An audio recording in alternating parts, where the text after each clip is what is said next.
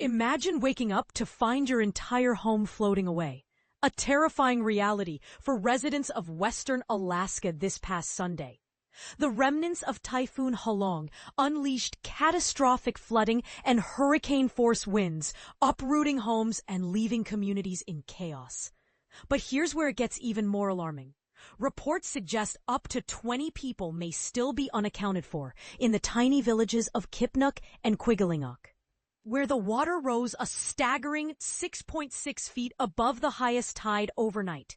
Jeremy Zidek, spokesperson for Alaska's Division of Homeland Security and Emergency Management, painted a grim picture. We've received reports of homes literally floating away, with people potentially inside. Alaska state troopers confirmed the devastation, noting that at least 8 homes were torn from their foundations by the relentless floodwaters and strong winds. And this is the part most people miss. These communities are among the most isolated in the U.S., with limited roads and residents relying on boardwalks, boats, and snowmobiles for transportation. When disaster strikes here, the challenges are exponentially greater. A massive response effort is underway, with over a dozen agencies, including the Alaska National Guard, mobilizing to assist. The Alaska Organized Militia has activated up to 60 members to aid in storm response operations. Governor Mike Dunleavy assured residents help is on the way and expanded the state's disaster declaration to cover the affected areas. But here's the controversial question.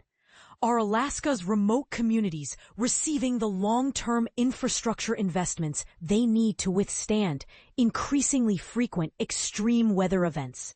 In Kipnuk, more than 170 people sought refuge in a community shelter as the floodwaters surged. Roads, boardwalks, and power lines were severely damaged across Bethel, Napakiak, and other Yukon-Kuskokwim communities. Crews scrambled to clear debris from the Bethel Airport runway, a critical lifeline in this isolated region. This storm follows another powerful system that hit western Alaska just days earlier, raising concerns about the cumulative impact on already vulnerable areas. As climate patterns shift, will Alaska's remote villages become the front line of a battle against extreme weather? We'd love to hear your thoughts. Do you think enough is being done to protect these communities, or is more urgent action needed? Share your perspective in the comments below.